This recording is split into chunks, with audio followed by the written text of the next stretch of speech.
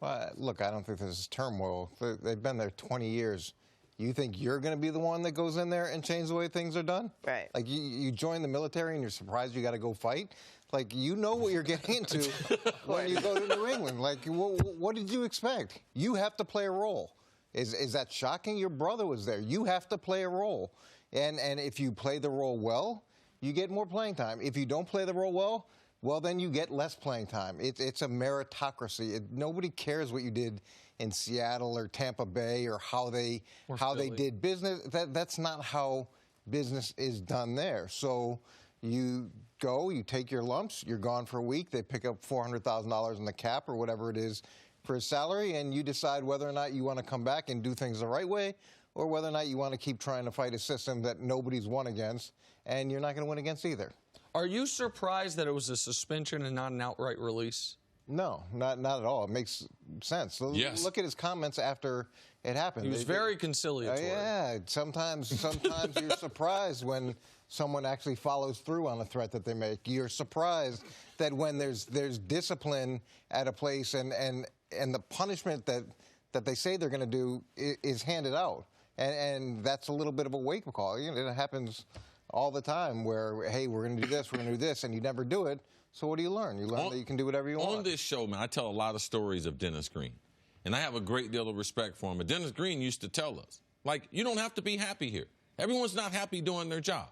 I'm not here to make you happy, but I'm going to give you an assignment, all right? And the number one way for you to make me happy is by doing your assignment. And most people in business and in sports, they're not happy, and especially the most accomplished players, they're not happy because they've had success doing it a certain way. And Dennis Green told us, if you want your role to increase on this team, you better master what I tell you to do. That's the only way, compared to complaining about what I asked you to do. Master what I told you to do, and then you got a chance for your role to increase. So for me, I'm not surprised at all. I'm more surprised because they suspended him that it came out public, but this is not the first disagreement. I mean, they got plenty of guys in New England's locker room that believe like other guys. It's just how they handle things, and the players know, they realize there are no idle threats there. When they tell you something and you don't abide by it, being suspended lets you know that there's multiple occurrences of things that they don't agree with. Because typically, your first time being released, it's not on the first time suspended. First time. It typically. It's usually not. Not unless it's a physical altercation. Right. It's usually not there was one blow up, unless the blow up, to your point, gets way over the top. It was building to this moment. This is a great defense. This is what we've talked about all season long. How much do they need Michael Bennett? Look across the board. Multiple guys have sacks. Multiple guys have quarterback pressures, and it's from a lot of different positions. It's not just the defensive line. This isn't a system that says, okay, you're here to rush the passer. That's not how this works. You're here to play football in the context of the game plan. So if that means you hit the ball carrier as he comes out and it slows down your pass rush, that's what you do. If you got to drop in coverage, that's what you do. You do whatever you're supposed to do to make sure that all 11 guys within the system work. And if you don't want to do that and you want to go operate as an independent contractor, fantastic. That's what got Jamie Collins cut the first time in New England. Yeah, and then he went and he was an independent contractor and realized, hey, this isn't that great. And that is, Chris, you took the words out of my head.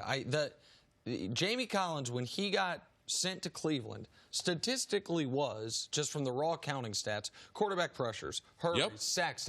He was the most productive defender on New England. But if New England clearly felt, okay, his production is coming at the expense of what we're trying to accomplish. He is worried about getting his plays rather than having the team make the play. So they sent him in exile to Cleveland. He then, first opportunity, came back to New England, and he has been exceptional. And this is the part that I think a lot of people, it is hard to recognize as from a football viewing perspective, that it is not every defensive lineman's job on every play to try to sack the quarterback. It might, right? I mean, I think some people watch it, it's like, well, if he's just, it's not like, no one's accusing Michael Bennett of not trying hard. You know what I mean? That's not, it appears to be the accusation. It's, he wasn't playing his role in in pursuit of potentially what he feels like his job should be, go get the quarterback, it could be undercutting what the defense is trying to do on that specific play, correct?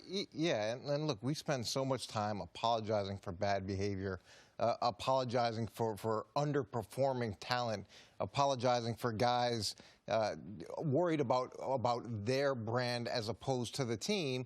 And if you look at it, this is the right way to do things. And it works in college football, too. Look at Alabama.